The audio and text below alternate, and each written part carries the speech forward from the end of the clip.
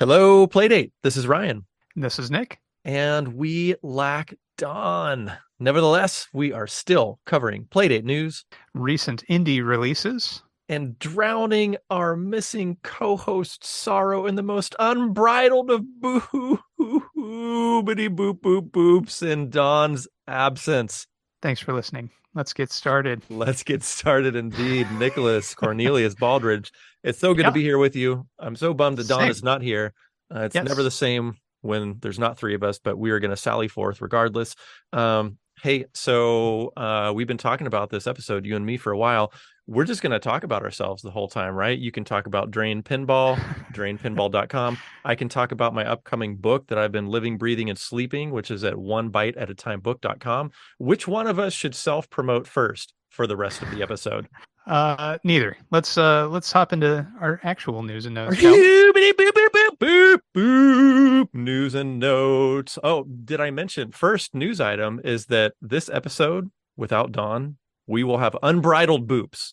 Okay. Well, aside from that, Ryan, did you know this is our 40th episode? This is our 40th episode. I'm so excited that we have a little milestone here. So that's real neat. It does it does it feel like it's been more episodes to you? I sort of feel like it's been more episodes, but not in a bad way. Just feel like we've done a bunch of them. What do you think? Yeah, some days, especially when the boops are real heavy, it definitely We're gonna make it feels like feel like more. episode 50 today then. All right, moving right along with our news and notes. I wanted to say a big congratulations to our contest winners at Kukramoni, at Proteon, and at 12,000 ants. All of those fine folks were winners of a free download for realistic fishing on our Discord channel, which is a great opportunity for us to say that there are amazing things happening over on our Discord community. So please come on over to the Hello Playdate Discord, where Don and Nick participate a whole bunch. And once in a while, when I'm atted, then I might come over as well. But with that said, we also wanted to send a sincere thanks to Toad, the developer of Realistic Fishing, for the download codes. That was so cool of you. And hey, who knows? There might be more of such giveaways on our Discord. If you hop over there, and also, hey, devs, you got a giveaway, contact a more involved host like Don. You can email us at, what is that again? Hello Playdate podcast at gmail.com. These are all things. That's true. Um, Fantastic. Let's move on to the next one. Thank you for your contribution there. I kind of took all that though, didn't I? Do you want to read the yeah. next one? Uh, Big thanks to Toad for providing those codes. And Already said that. Panic I know announces that. Oh, sorry. I'm also saying thank you. Okay. Anyway, yeah. So Panic says that now we can search in the catalog app. Um, Yeah, that's real handy. that is neat. Another neat thing that Panic did is that they announced the ability to wish list on catalog. We've got a linkification here in the show notes, at least we will once this is uploaded. And you know what? I said to Panic, hey, Panic, this is really cool, but what exactly does this allow us to do? Just be reminded of a game when it's released, or can this function as a publicly viewable list so that friends can purchase games for one another? I would love that functionality. And speaking of a recently mentioned developer, Toad also chimed in to say, yes, I'd also love that. That was 3 whole days ago, so we have not heard anything from Panic since. Keep hoping that we do, because man, that would be some killer functionality. I don't know if I'm extraordinarily excited about a wish list that just reminds you of a game that's here now, but man, how cool would that be to be able to like purchase stuff for friends? Like how are you envisioning this wish listing thing, Nick?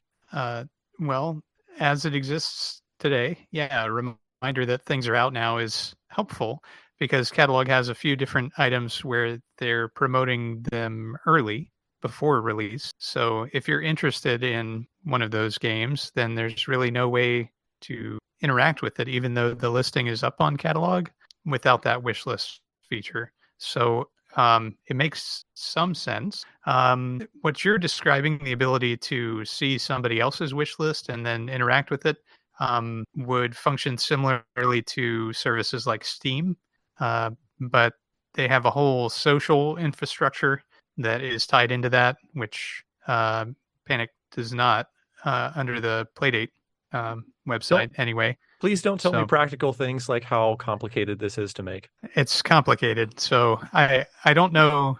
I don't know that that will ever come to pass, but if it Oh, does, boo boobity boo um, boobity boo. that'd be neat. Ryan, you can always send me cash in the mail.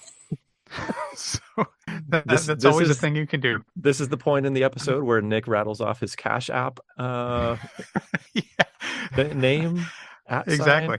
I'm so old. Um, Okay. yeah, All it right. Well, is. thanks. It is not legal to send cash through the mail, or maybe it is legal, but it's not advisable. Maybe Okay. that's it. All right. Well, thanks to Panic for adding some functionality to catalog. Thank you to Nick for dashing my hopes and dreams. The next thing we have Happy on to. our news and notes is that a yellow square jam was recently announced. And I want to first send out some thanks to Pizza Dev for alerting us to this. And this is an upcoming Playdate game jam, creation of the games jam for the Playdate. And guess what this game jam is doing? It's giving away a brand new Playdate. Is that amazing or what? Yeah, that's incredible. Whoever wins this is getting a brand new unopened Playdate handheld.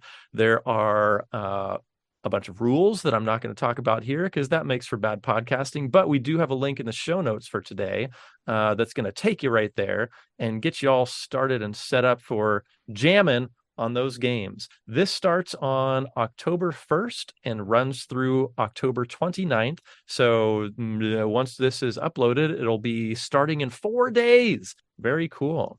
Looks like it's being hosted by Grmhome, GRHM Home. So Grmhome, thank you for getting this started. And boy, howdy, do we look forward to checking out some new James. Nick, what are you thinking about this game, Yam? Are you going to hop in here? No, but I'm always very excited to see what comes out of these. These are always very interesting experiments, and I think they encourage some interesting development. Nicholas, So, I feel very like you're cool. teasing us. Every episode you talk about these wild hairs that you have about developing for the Playdate. And Mhm. I don't know about all our listeners, but I know that I'm anxiously awaiting and I'm getting impatient. Tell me what's going on with you and the Playdate and jamming and developing. Well, jamming is a specific subset where you're trying to knock out a game as quickly as possible, following the rules of whatever the jam is. So, Yes, but when do you get involved? when do I get involved with the Yes. jam? Yes. I Developing don't or know yet. jamming or developing a jam. Developing, I've been developing. So I'm working on features to a single use maybe engine right now, and I'm English, please. okay. So I'm making parts of a game. These parts of the game have to operate together without crashing in order for the game to function. So that is going on, but I'm doing it in Lua. So the Playdate SDK comes in Lua and C flavors, and I'm more comfortable programming in C, but I wanted to kind of branch out and learn Lua. But Lua's more Especially tasty.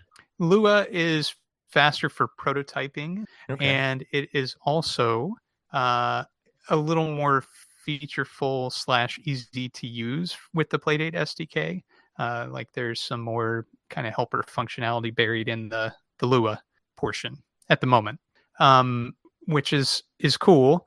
But it's like learning a new language and then trying to write a book at the same time in that language. So it's it's not as fast as one might imagine. So Nick, you're dashing my hopes again. You're telling me things are complicated and they take a long time, and I like that. they do, and yeah, sorry. But I am working on it every day. Awesome. That's very cool. Again, in all sincerity, I am looking forward to whatever you're bringing. Is there any chance that we could do a scoop? We could get a scoop from you. Can you tell us a little bit about the game? It has pinball machine connectivity. Aha. That I will tell you at this point. Okay. But You heard it here That's all first, for now. folks. Yeah.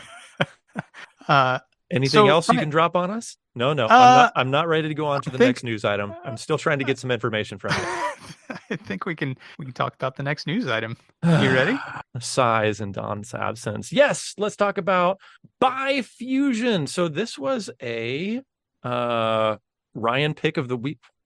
Pixel panel game. I had to scroll down to the show notes to see what that was called. This was a Ryan pixel panel pick of the week episode a while back. I don't know if you remember this or not, but you bonk balls into each other Yeah. with varying numbers and they add together. And then eventually they crashed when you made a ball that made 64.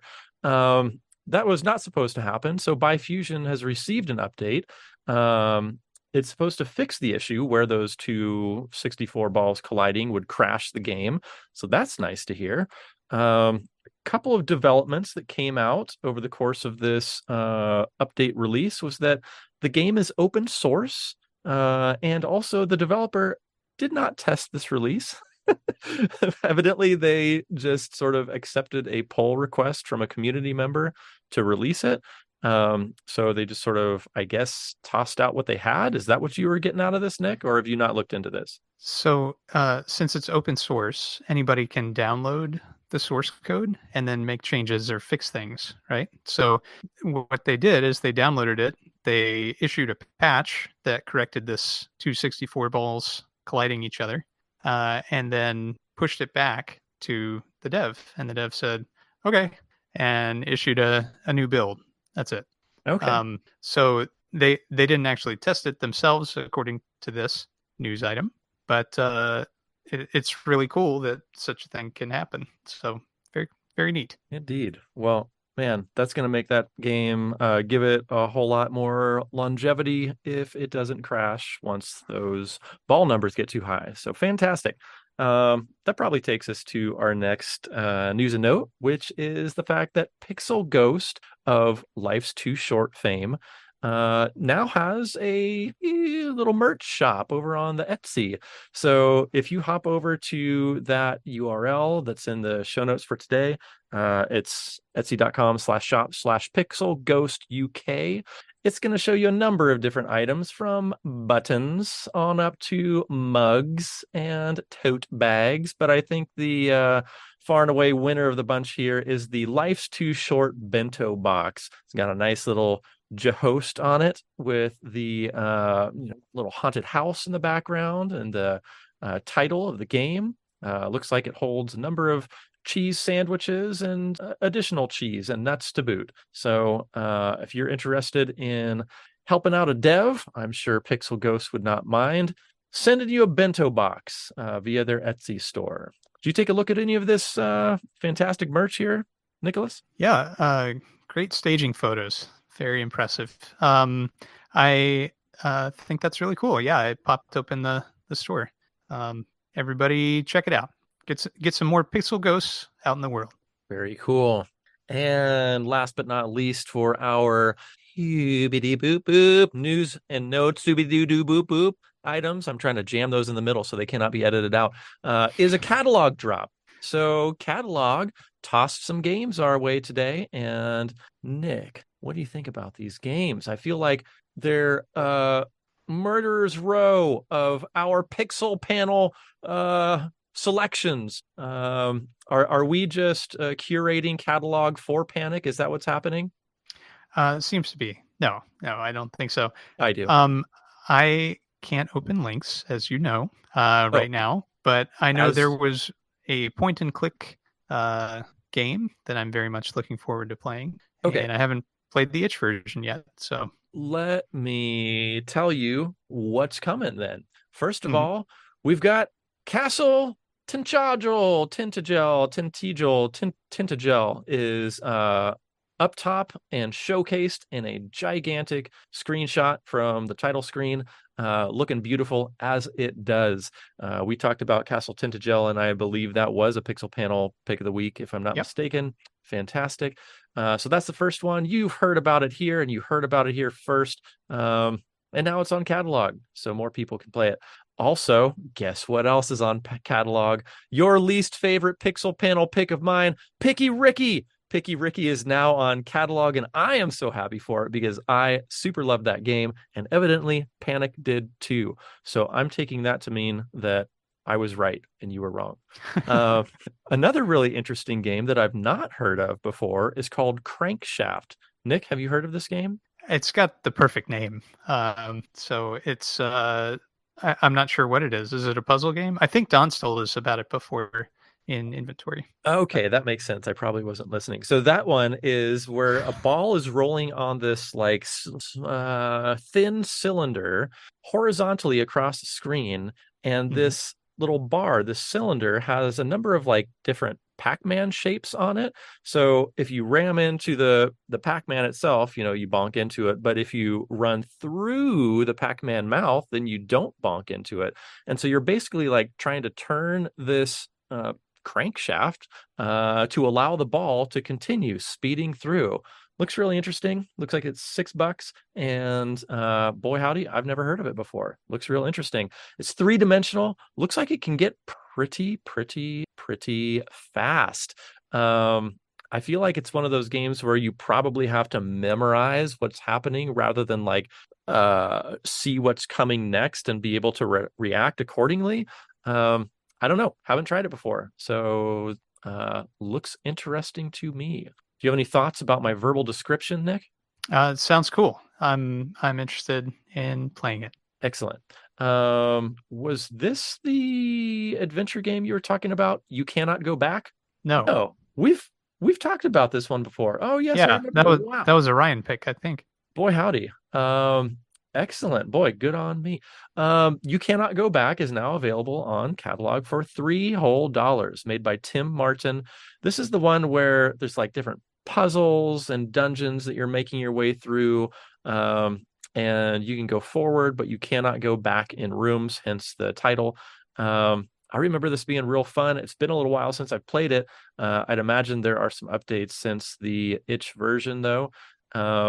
Looks great. Hey, congrats, Tim Martin. After that, we've got Poltergeist That's the one. by Cranddaddy. This, as the name might suggest, looks like it was made in pulp. I'm assuming it was. Have not really had the time to click adventure game made for Playdate with pulp. Yes, confirmed in the description there. Looks like a fun one. Nick, you said you were looking forward to this one. Tell me why. Yeah. Point and click adventure. You have me at that opening line. Okay. Fantastic. And I think that's it, because the next one is Resonant Tale. I think that came out last time we talked, right? I believe so. Yeah, I think so too, because there's like Pulse and Slitherlink, PD, and Doink. I remember talking about Doink. So I think that's it. 5 of them this week, if I am not mistaken. So, Nicholas, any closing thoughts on our boop boop boop boop boop boop news and notes? Doobity boop. No, we're moving on to indie inventory. Indie inventory. Boop boop boop boop boop. So before we get into this, I just wanted to send a reminder, rate and review. And then I have a note here, 10 stars only.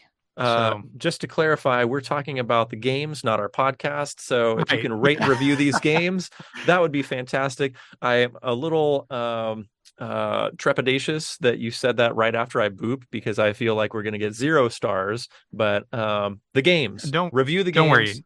Give no them one all will a bunch hear of the stars. boops. It's fine. No, don't even tease me, Nicholas. Oh my gosh. All right. Have you heard of Bazooka Cat by Kuro Menon? I have now, and I've played it, as a matter of fact. I have too. Ryan, ooh, we did our due diligence. Don is Yes. going to be so proud this episode. I don't know about that, but Oops aside. Yeah. What did you think? I thought this was really interesting. So basically, it's sort of a missile command type of play mechanic where you're moving a turret back and forth and shooting incoming objects, except that the turret is a little kitty cat and holding a gigantic bazooka firing thing of some sort. I prefer the term love cannon, but I think he's firing love up to these, like, they sort of look like little Playdate things that are floating around in the air. Anyhow, you're trying to murder Playdates that are flying in the air, and also every once in a while there are gigantic oil drums that come falling out of the sky. I've not figured out either of those things yet, but you want to take them out. I think I got up to like level 10 or so. Wow. And I had a fair number of combos. I think I got up to like 20 combos at one point. But yeah, I put in a few games on this one. But those are my thoughts. What are yours, Nick? I'm excited to play more. I only played one game, but I enjoyed what I played.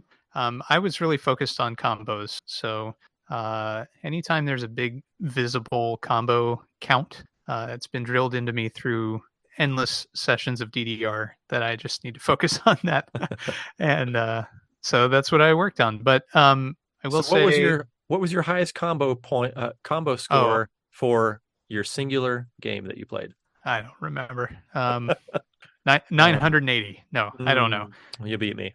20? I don't know. But I will You're very say, diplomatic.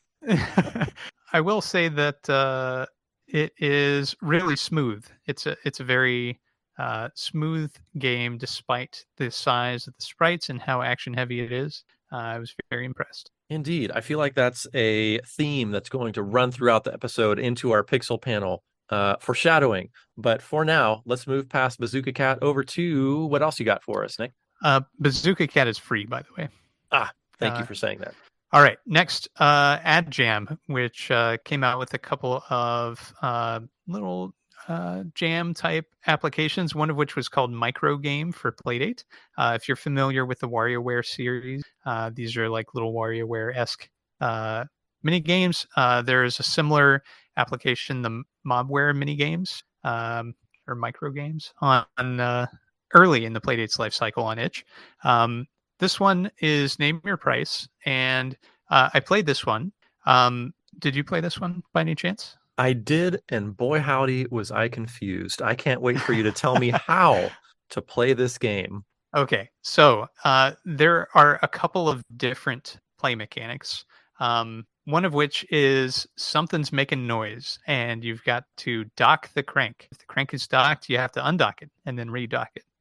The other thing is that you have to crank to eat something. So there's a lollipop or a banana or something like that, piece of cake.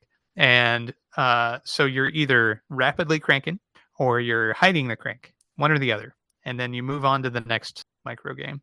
As you complete a certain number of them, I think it's 10, it speeds up. It reduces your timer. So you start with like a countdown timer that starts at 60, but it's not 60 seconds, it's 60 ticks, whatever those are. And then the next round it's 50 and on and on. So I got down to the 20 or maybe 15. Oh, wow. 20 or 15. And I wanted to see how far I could go, but I got distracted and lost. This game repeats endlessly. So I didn't realize I had lost at first, which was that was a little frustrating because I was like, wait a minute, my timer's all the way back up at 60. Did I loop it or what? And maybe I did. I don't know. But anyway, it's a cool seed of an idea, and I hope to see some more of it, see it expand in the future. All right, I'll have to give that another try. I did not RTF itch page, so I probably should have done that because I was looking around the game for like instructions, even in the menu button, it didn't give anything. So I guess I don't think the itch page shows anything really either. I just really? Experimented. Yeah, you just figured that out with your big old brain. All right, fine. So next, Ryan, tell me about. Oh, by the way, micro game for Playdate is Name Your Own Price.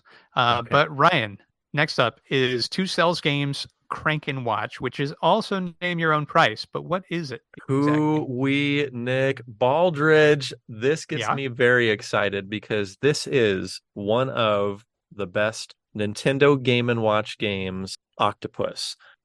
This is a very faithful recreation of said game, lovingly recreated, and it allows you to control the player in a number of different ways via the D-pad back and forth or up and down. You can also use the buttons, the A and B buttons. I think just one of them make you go down, and then you have to come back using the D-pad, if I'm not mistaken.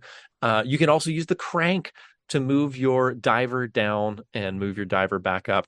If you are unfortunate enough to not have played this game, let me explain it a little further. Basically, you are a little diver on the top left hand screen, and you are floating in a boat, and there's a gigantic octopus with tentacles extending and retracting in multiple different ways. And it's your job to sort of traverse the outside edge of the screen, come down the left hand side of the screen and down the bottom of the screen to go toward a treasure where you can start picking up treasures. And every time you click toward that treasure box, you get another point. And or if you reach the treasure box and then come back up to the ship, regardless of how many treasures you've stolen from said octopus, it will then give you 3 additional points once you return safely to your boat. You get 3 divers. It's a point chaser. And what a glorious point chaser it is. That's how you play Octopus, and it's the same way for the Playdate version as well. Like I said, very faithfully reconstructed. I had a great time. Nick, did you try this game? I did not. What? But I do have to ask, does it have an alarm feature? Oh man, I didn't look into that. That's a fine question, because as Nintendo so appropriately named those games Game and Watch, excuse me, Game and Watch, part of their functionality was a watch and had an alarm. So man, I'll have to dig into that a little deeper, but that's a good deep cut question, Nick. Thank you for asking that. No problem. That is very exciting. That's a super fun game. It raises the bar for recreations of that kind because I thought it was done so extremely well. Which is to say, this next game, sorry, don't mean to steal your thunder, from Drewvirus, is called Highway. This is another Name Your Price game, and if we didn't mention it already, the Crank and Watch Octopus game was also Name Your Price. Anyhow, back to Drewvirus's Highway. Highway is another recreation of an old LCD game, just like Nintendo Game & Watches. This was not a Game & Watch game, but it was another fixed sprite LCD game. And one that I had not played before, so I thought that was kind of interesting to jump in. But with that said, I thought the graphics on Highway left a little bit to be desired in terms of polish and readability. I feel like I could tell what they were going for. And I think what they were going for is, you know how in some of those fixed sprite LCD games, they will occasionally include like some background elements that are just static and don't go anywhere. They're like a little painted film in the back, just to give you a little more environmental flavor. Well, I think they were trying to recreate that with some dithering behind the sprites in the Playdate, and consequently it made the Playdate grayish screen a little darker gray, and then you got a little darker for some elements, and then the sprites are black. It just made it so that there was not a very high contrast there. And I wish they would have just left out that dithered background. I think it kind of muddies the situation. Not only that, but there's some like weird haloing around the sprites in this game. I think they probably did that to try to mitigate that low contrast between the sprites and the environment, but it just made it look a little bit dirty and not quite authentic. So the reason I wanted to hear what you said about Octopus, that I thought you were going to say it raised the bar. I thought Octopus raised the bar. And so to have Drewvirus's Highway come out the same 2-week period as a fixed sprite recreation that I think really raised that bar was a little bit rough for Highway. So yes, it's another fixed sprite game. Yes, I played it. Yes, I had fun with it. But when it's compared to Crank and Watch Octopus, man, it's hard to jump into Highway with great excitement after that. That's what I thought anyway. Did you have a chance to play Highway, Nick? No. Oh man, I'm playing all these games. All right. Well, with that said, what's the next one? The next one is by Wen Yu Sao, and it's called Dino. And this was Name Your Own Price. If you have ever used Google Chrome and you've lost the ability to connect to the internet at any point, this is a little Easter egg game that shows up. where you're a little dinosaur and you can jump, and that's it. Unless you dive into the code behind it, and then you can change some parameters. But in this game, it is simply a recreation of that little mini game on the Playdate. But it's notable for a couple of things. First, let's talk about the gameplay. The gameplay is distinct from the browser little mini game in that the jumping prowess of your little dinosaur is vastly improved. You can jump way higher and farther as this little dino than you can in the browser, at least so my memory tells me. But the other thing that's even more exciting about this is that it's written in Rust. Ryan, does that excite you? So much. Maybe Okay. even more so if I knew what that meant. All right. Well, I'm here to tell you. So, Rust is another programming language. It is not one of the two that's supported by the Playdate SDK, which would be C or Lua, but it is based on C, as most programming languages are, and it has a lot of similarities with C in that you have low level control of a device, not the lowest level of control, but fairly low level. And most importantly, it's a safe language. So it was developed as a way to make a version of C that is more difficult to break, either intentionally or unintentionally. And you can break a C program in different ways and access memory that you shouldn't be able to access, those kind of things. So it's a much safer version of that. And the reason is because of how it's constructed, behind the scenes. But anyway, the exciting part about this is that you can create a game for the Playdate in Rust, and it is performant, and it works very well. So that's pretty exciting to me. I've never programmed in Rust seriously, but it is something that I've been keeping an eye on, and I've poked at a couple of times. So I'm much more interested in seeing what else can be made with this, especially the Playdate SDK C version adds some kind of special functionality that is not present in base C, but it is not like C++ style.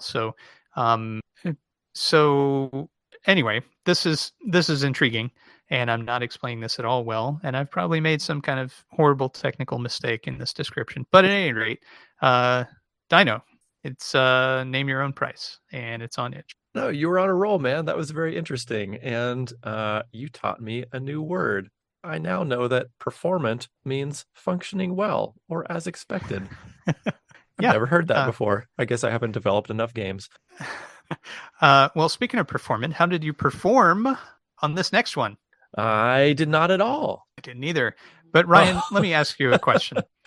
This is a game by Club Behusen, and it's called Simply Sudoku, and it's name your own price. Now, Ryan, are you a Sudoku fan? I have nothing against Sudoku, but I am not a Sudoku filler-outer. That is not me. I don't do that very much. Are you a crossword person? Across what? A crossword person? Across what? Nice, Ryan. Nice. Well, anyway, Sudoku is a fun little puzzle, and you're filling out squares from 1 to 10. It's cool to see a nice featureful version on the Playdate. So, Ryan, with Club Behusen's Simply Sudoku, that brings us to the end of our inventory. Nice. Which I almost said properly. Well, I will mention that Simply Sudoku is name your own price. I don't know if we said that. Maybe I just tuned out. Okay, sorry about that. Anyway, I'll say it again, I suppose. Which brings us to our hubity boop boop boop pixel bitty boop boop panelty boop boop. Try editing that one, nickelly boop boop boop illis, and see how that works out. But today's pixel panel is being driven by our one and only Nick Baldridge. What'd you pick for us, Nick? Sorry, I was timing how much I needed to cut there. So today's pixel panel is called Escapepion, and it's made by Digicarot. Um, Yes. I thought I put the price here, but it says free question mark name your price question mark. Can you tell me how much it is? Yeah, it's not listed. And when I click Oh, download, I think that it just downloads it. It doesn't tell me oh, like, that's hey, that's a free game. Yeah, you've paid something or right. allows me to pay something. It just instantly downloads it, which is bonkers because I mean, this game, Nick, do you want to tell us about it? Yeah. So this game is a vertical scrolling space shooter. If you're familiar with the genre, there's a number of computer games that came out in the 80s, early 90s, where games like 1942 or 1943, games like Major Striker and other shareware greats, where you're in some kind of plane type thing and you're shooting stuff that is flying at you or behind you or around you. And this is one of those, but it has a few unique twists. First of all, the player starts in the center of the screen. And unlike most other games of this type, the first enemies that you see actually come from behind. So if you slam down to the bottom of the screen, you're going to explode. The other thing that's really unique and interesting about this game is that it has a 3D background, which is constantly rotating. The further down the screen you are, the more of it you see. And it cycles through very fast. It's impressively fast, in Yeah, fact. agreed. But if you imagine a cylinder rolling, that's essentially what you're seeing. So there's a horizon point where it looks like things are curved and everything kind of rolls over that horizon point. So enemies appear either in front of you or behind you, and they appear in a pattern. And memorization, as with most of these type of games, is key to progression. There are 3 different modes, and the main one that I focused on was the escape, which is the story mode. It's a very short story. It's only one stage, but that stage took me quite some time to complete. Ryan, did that take you a little while? Oh, mercy, yes. I mean, dozens, if not over 100, if not over 200 attempts, maybe for me. I mean, so many attempts. So yes, yes, yes. So you get a lot of value for your dollar here. For your The zero, for your free, my goodness. That was the joke. Yeah, it is. It's really actually quite impressive, the elation that you feel once you manage to complete a new sequence. And there's Yes. only, I don't know, Ryan, would you say it's like maybe 8 to 10 sequences total in that stage? Huh? Um, it's less than I thought there would be. You're right. And I think it sort of depends on what you're calling a sequence. But yes, there's less memorized obstacles than I thought there'd be. I don't know if I would commit to the number 8. I think it might be more, but yes, It's I think probably the more. sentiment that you're saying is true. Yeah, it feels like there's not very many. However, uh the other aspect of this, which is unique and punishing in a kind of fun way, is that you only have one ship. So it's like a one ball pinball game. You have one shot and that's it. For all you one ball pinball fans out there. Yeah.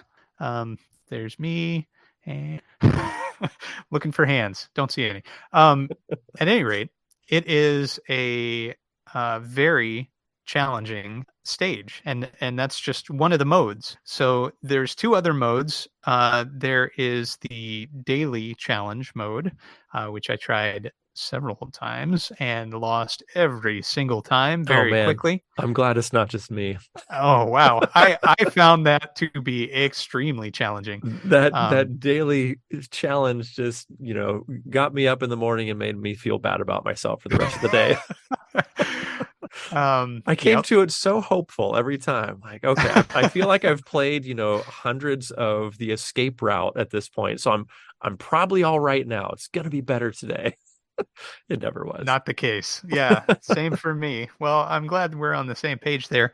And then there's a third mode, which is, from what I gather, an endless mode. I forget what it's called. Do you remember? I don't, but I'll look it up right now. But yes, I agree. It's some sort of an endless mode from what I gathered. Um, Escapepion. that that mode, I was able to progress much farther in than the daily challenges, but it too was very, very difficult. Hmm. Agreed. um, It's called Endurance. Endurance, yeah. So I assume that goes on forever, but maybe it's a timed thing. I don't know.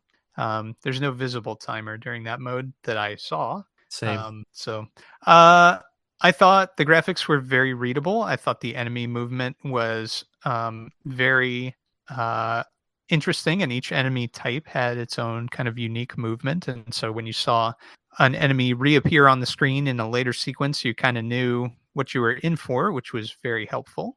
The only issue that I had with the graphics was visibility of some of the sprites on the 3D scrolling surface. And because there's kind of this unique background that's scrolling the whole time, and you're supposed to, I assume, get the feeling that you're traversing all these different environments as you go. Some of the environments are lighter and some of them are darker, and it can be hard to see some of the sprites depending on their coloration on top of that scrolling light or dark environment. And the developer, I could tell, thought about that and attempted to make it a little easier by alternating stripes of light and dark. Even in the primarily dark scenes, there would be slightly lighter stripes that would be occurring. Man, Nick, you had me nodding vigorously for the past 5 minutes until you hit that Until, point about yeah. legibility of the graphics. I thought this was an incredibly legible game. I don't recall any of the enemies that I had a difficult time seeing. The only portion at which I had a difficult time seeing something was when those first circular stationary enemies appear at the top of the screen. And every once in a while, I would head over and shoot all my bullets up at him. And at the same time, he would shoot his bullets down at me, and they would sort of like cross in between. And I couldn't Mhm. see those bullets that he was shooting at me. And then mysteriously, I would die. But obviously, he shot some bullets at me. That was the only readability issue I had. And I don't think it's just me because I was playing it in front of my young son, and that happened. And he said, "What happened? Why did you die?"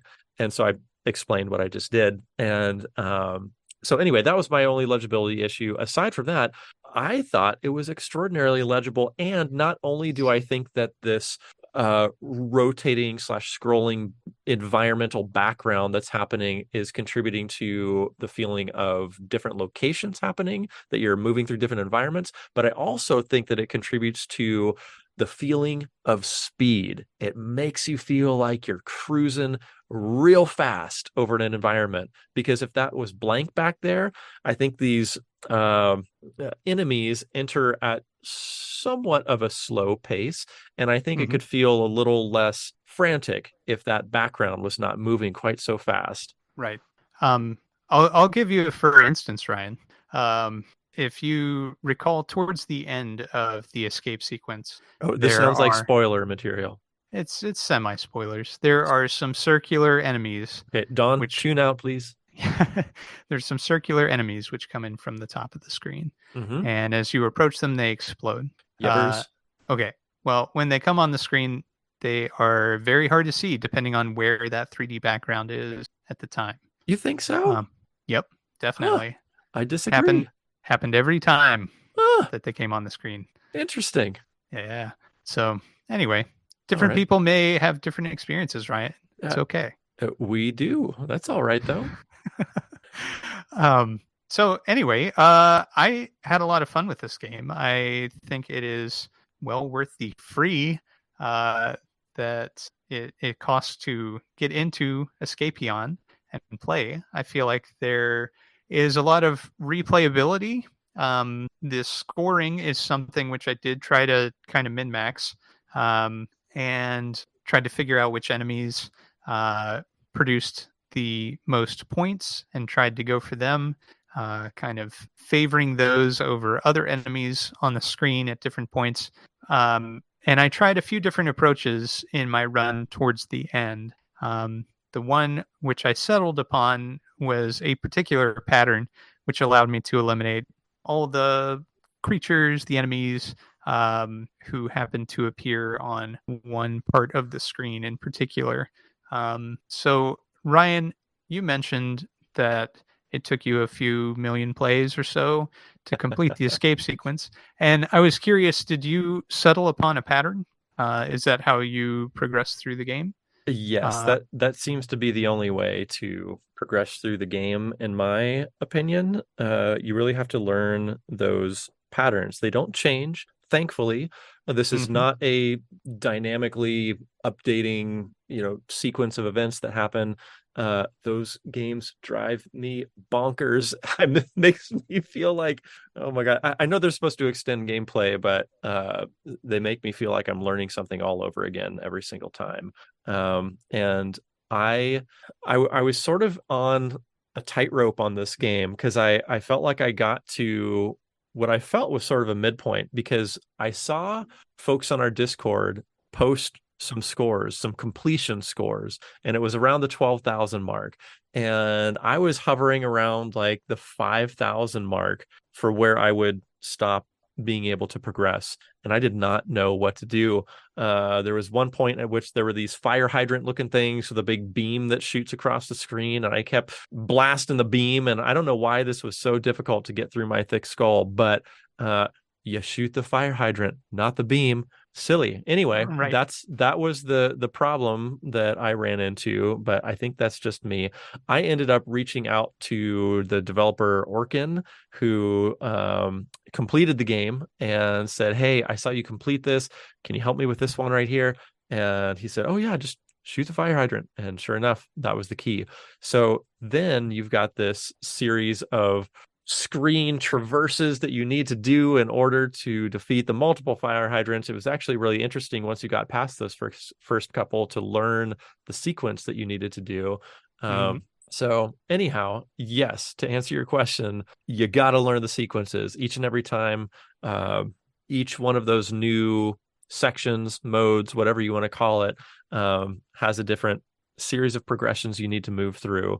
And it was not easy. That sounds like an easy thing, but man, did it ever take me a long time to complete this game. Yeah, it took me just an amazing number of tries. Yes, yes. but it was really satisfying in the later parts of the stage once you figured out the sequence for me. Did you get that same enjoyment from it? I did. Yes. When you were describing the surprising elation that you feel by pushing through a new, I hesitate to call it a puzzle, but a pattern, I guess. Yes, that did feel really good. And you get that like, oh my God, I'm past it. What's coming next? Yeah, Feeling. And yeah, that was really fun. Uh, it it, it, is. like I said, there was a little tightrope for me in that I felt like there were a few instances where I was like ready to flip the Playdate over and just call it a day. And like, maybe I'm no good for this game, and this game's no good for me. This is a bad relationship, Escapepion. But that was not the case. I just needed to push through another pattern or two, and then once again, it became rewarding. It was really really impressive, especially for free. My goodness, DigiCarrot, what the heck are you doing?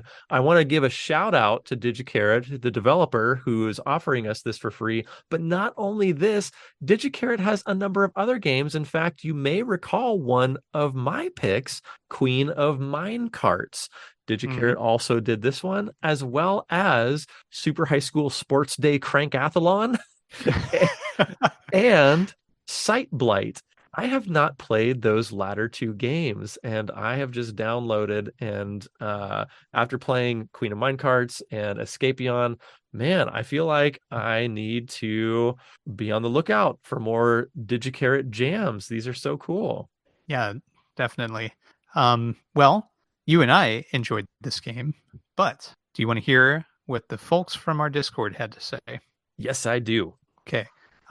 So there was some initial confusion and some rough starts that people were sharing.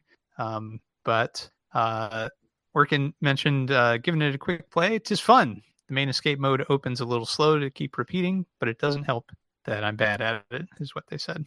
Schizo said, yeah, it's really cool and well made. I just wish there were like several lives so it's less punishing. Does the game have an end? And responded said it's a short adventure. Um, so Dean mentioned it's about 5 minutes to complete, and Schizo said, good to know. Feel like it's doable.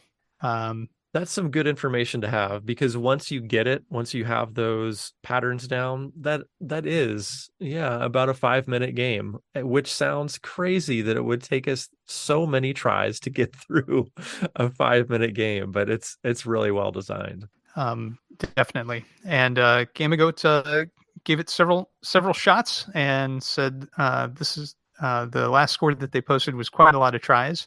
Like games of this genre, I was learning the patterns and slowly getting better and further. Most runs, slow march onwards. But where I last died might be above my skill level. I'll see when I pick it up again another day. Schizo said it's quite well made because I always feel like I can still go a little bit further. Just redoing the beginning each time is a bit annoying, but that's part of the game. And then they lost at the boss shortly thereafter. Remember, 4 ends. Escapepion rules, first proper shmup on the system, and the Dojin vibes are strong. Don said it gets a lot right on such a small screen. And In chimed back in and said, I wish there were more of a scoring system, since right now it's kill everything and don't die. Once you have the patterns memorized, there's no room left for improvement. And one life only is pretty brutal, since I'm prone to mistake. I appreciate the extra modes even have different graphics, though. Did you notice this, Ryan? I only noticed it in the background. Yes, so same. I didn't think any of the enemies or the ship was different, but instead of this like quickly scrolling background, it was sort of like one of those 80s synthwave environments where there's like a grid pattern moving off into infinity. It was sort of like that, but for the whole screen. For the endurance one, if I'm remembering correctly, and then I can't remember. I've only played the daily challenge a time or two. Doesn't it have sort of a blank screen on that one? I don't recall. I thought it was slightly different, but not extremely different. Yeah. I did want to, make a minor rebuttal here to one of our Discord members, especially since he's not here to defend himself. He says that so once you have the patterns memorized, there's no room left for improvement. I got to say, I disagree with that, because there are a number of instances where, even from the very start, there's several rockets that are coming up from the bottom. And yes, you can hit 7 of those and you always hit 7. But then there's like this diagonal series of rockets, and you've got a book if you want to hit 4 out of 6 of those. And that's true. I'm curious if there's a possibility of maybe getting 5 out of 6 of those. I haven't tried it yet. I've managed to get 4 out of 6. But when you're getting 4 out of 6, you're running pretty close to those obstacles and really running, getting very close to clipping one, which means game over. And so I feel like that's an instance where you could get more points. There's also an instance where tiny circles start coming around the screen and then moving sort of in a heat sinking motion toward you. And I think that's another instance where you could level up your score quite a bit. For me, I was focused on trying to get through the escape round, and that means survive. And so I was not in point mode, but if I wanted to increase my points, I'd go back to sections like that and really try to hone in on how I could hit each of those heat sinking ones to the best of my ability. There's a lot of opportunity there, because there's probably 20, 30, 35 of those that circle the screen and come towards you. So I was hitting maybe 1 or 2, but there's a lot more opportunity there. Yeah, I think there's a lot of growth that I can have in the scoring, even with the way that it's designed currently. So, yeah, I'm very curious if everything on one side is totally destructible. Because I get the feeling that maybe it is just barely. But I don't know. But anyway, You might have to be more specific, but I know we're running out of time and we've got more Discord stuff to read. So yeah, let's move on with that. Working cleared it. It's a very fun little game, and I love the background scroll. I wish it opened with some regular from the top enemies to shoot rather than slow from from below rockets. But that's me being picky. Final boss was surprisingly and thankfully very beatable once I reached. Chillman chimed in and said that you can skip to the combat and skip kind of the opening cutscenes by hitting B a couple of times. And then Dean chimed in and said, I've collected some thoughts on this fortnight's Pixel Panel title. Another great game to dive into. Escapepion took inspiration from an SG-1000 title, which I think is evident in its production. That is likely true to those more familiar with the SG-1000 than I was going to ask you what in the world that was. It's a Sega console. Prior to the Master System. Okay. I believe so. All yes. Right. It oozes nostalgia. The game transported me back to my childhood and the hours spent glued to my Master System too. I thought the visuals were crisp and enjoyed the creative pseudo 3D effect applied to the rolling background. The audio is engaging and energized and gives you that I can do this vibe. The single life mechanic is brutal and dominates the gameplay. I found learning the enemy attack patterns challenging. I'm yet to complete the escape mission, but was glad to see others were able to make it through, at least suggesting that with some focus, it's possible. TLDR, a wonderful blast of neo-nostalgia, simple and challenging and unbeatable value. It's free! A side note, I'm enamored with the generosity of those who give their time to the community while producing wonderful and varied games to explore. Thank you to DigiCarrot for their generosity and everyone else producing games for us all to enjoy. And I wanted to echo that sentiment. That is an incredible thing about this Playdate community.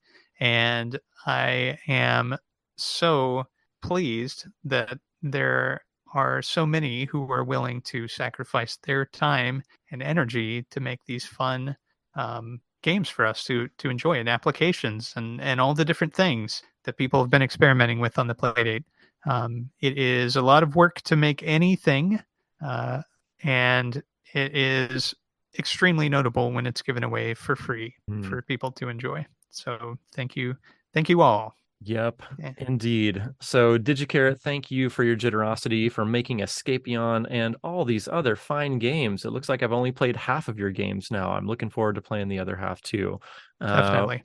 Which I believe brings us to the end of our Pixel panel. If you don't mind, Nick, what do you think? I believe so.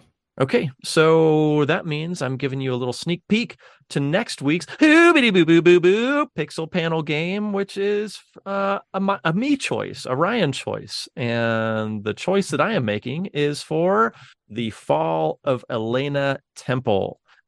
This was Dawn inspired. So Dawn was rattling through these, let me scroll up in our show notes. Indie inventory. God, I can't remember any of these segment titles. He was rattling through indie inventory last episode and highlighting this one in particular. And I thought, oh, that looks interesting. And I thought, my goodness, this is so fun after playing it. So I'm choosing it for next episode's Pixel panel. It is available now, but it's going to have a full release on October 5th. Which is just before our next episode. So you could download it now and play 10 levels, or if I'm understanding the itch page correctly, I think it will have 20 levels when the full release happens. This is currently a $2 game and well worth it. It's a little puzzle platformer, and at the risk of taking away all my thunder from next week, I will leave it at that and encourage you to pick it up as well. I've had a ton of fun with it. I completed the 10 levels and I can't wait for 10 more. So that'll be next week. Cool. Or 2 weeks from now. Yeah, 2 weeks. Thank you. Okay. So Ryan. Yes, indeed. Don's not here. This means it's our time to play. It's our time to shine. Tell me, what have you been working on? Make me a pitch in my gosh. 5 minutes or less. Okay, I think this will be my second to last, maybe third to last pitch before it actually launches. I am working on a big beautiful, oversized hardcover art book featuring 20 years of my work in comics, illustration, and design.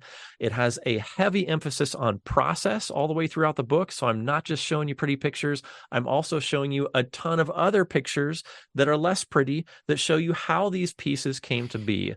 And not only am I excited about the content of the book, I'm also super excited about the format of the book, which is extraordinarily fancy. Dual cloth bound covers, dual foil stamped images on the front, spine, and back, copper gilded page edges, built-in ribbon bookmark, and I haven't even got into the interiors of the book. The interiors have gatefold pages, vellum overlays, die cut reveals, and more. And if you're interested in it at all, you can check it out right now at onebiteatatimebook.com. That's onebiteatatimebook.com. That'll take you straight to the pre-launch page. I'm going to be launching a Kickstarter for this book on November 1st. It'll run throughout the month of November, but boy, howdy, would I ever appreciate any support I can get from the Playdate community. This is something I've been working on for a very long time, and I'm so proud of how it's coming together. So onebiteatatimebook.com will get you there. The launch is in November, and I'd really love to have a big day one launch. So that's what I've been working on.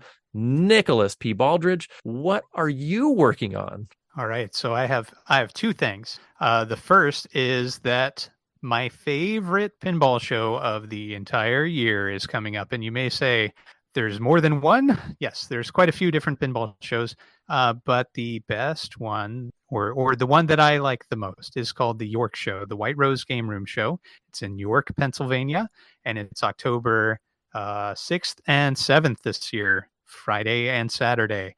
I will be there with a booth for 4 amusement-only games. I will have 2 P3s running copies of Drained as well as my other games. I'll have merch and things for sale. And I would love to meet anybody who is coming on by and wants to play some pinball. York has a fantastic mix of games from all eras. So all the way back to pure mechanical games from the 1930s to ultra modern games like Drained on the P3. So if you're interested at all in pinball, or interested in coming out and saying hello, or in picking up a copy of Coin Op Carnival of your very own, this is a book that Ryan and I co-wrote together. Mm-hmm. You can do that from the 4 amusement only games booth at the York Show. Now, the other thing that I wanted to announce is a brand new game. I have a new game coming out, and it's coming out next week, Ryan. What? It's called Drained Bite-Sized. So this takes the concept of Drained and turns it on its head a little bit. So instead of trying to stay alive for as long as possible, you are instead trying to speed run the game. Mm-hmm. So there are timers set up that monitor how quickly you progress through vampire battles and how quickly you progress through the game as a whole. And there are whole new leaderboards. I've added entirely new medals to collect, in-game achievements, basically. There are Twitch chat integrations. So if you stream the game, there are unique things that you can do to influence the game that the streamer is playing. And new light shows, and a whole lot more. So the game starts you with a base score of 25,000 points, and every target that you hit subtracts from that. But each time you slay a vampire, it adds 10,000 points and also a ball in play. Oh, interesting. So if you slay all 15 vampires in the game perfectly, you can have 16 balls on the playfield at one time. Which would be ridiculous. Yes. It is also extremely difficult, but everything if not in this impossible. Game, yes, everything in this game is a total trade-off. So for all of the different positive aspects that you can achieve, there is a negative aspect to that thing. So there's never a straightforward path to completion of the game. That'll encourage repeat play and on game design stuff. But it is really fun, and I've had a lot of fun playing it with casual groups of people in different focus groups that I've run while I've been making the game. So I'm hopeful that everyone will enjoy that, and I'll be revealing it on a stream next Tuesday. Next Wednesday, on twitch.tv/Buffalo Pinball. But Awesome. Wow. Well, anyway. I would like to take this opportunity to say hello to Don, and I hope you enjoyed these paid promotional ads. Yeah. And with that said, I just want to follow up on a couple things that you mentioned, Nick. One, listener, if you are within driving distance of York, Pennsylvania in a week and a half, I would highly suggest going out and checking out this show. If you are interested in retro gaming consoles, like I know you are because you picked up a Playdate, then I think you would really love this show because, as Nick said, it is an era-spanning show from early purely mechanical to early electromechanical to early flipper games when flippers were just introduced to electromechanical games to modern games with board sets and alphanumeric displays and even more modern like television displays and all kinds of crazy stuff in them. So there's really one of the best mixes of pinball history in one place at the York show. So go see Nick at the York show and play your hearts out. And if by chance you are not in driving distance to York, Pennsylvania, then go check out Nick's pinball machine at drainedpinball.com. All right. I think we did it, Nick. I think so. All right. Well, Ryan, boop us out, please, with some contact information. Oh, I thought you'd never ask. You can contact us at our Hibbity Boop website at Playdatepodcast.com. We have a Discord, and I'm always confused about how to get to that, but I'm sure you could email Dawn at Hibbity-boop-boop, Helloplaydatepodcast@gmail.com. We're also on Instagram at Hellopplaydate. We have not mentioned the bingos line in a long time, but I'm going to do it right now. You can also call our bingos tip line at 724-BINGOS1. That's 724-246-4671. Hey, who knows? Maybe we'll even do some editing and put your voice in the show. I wouldn't count on it, but it's worth a try.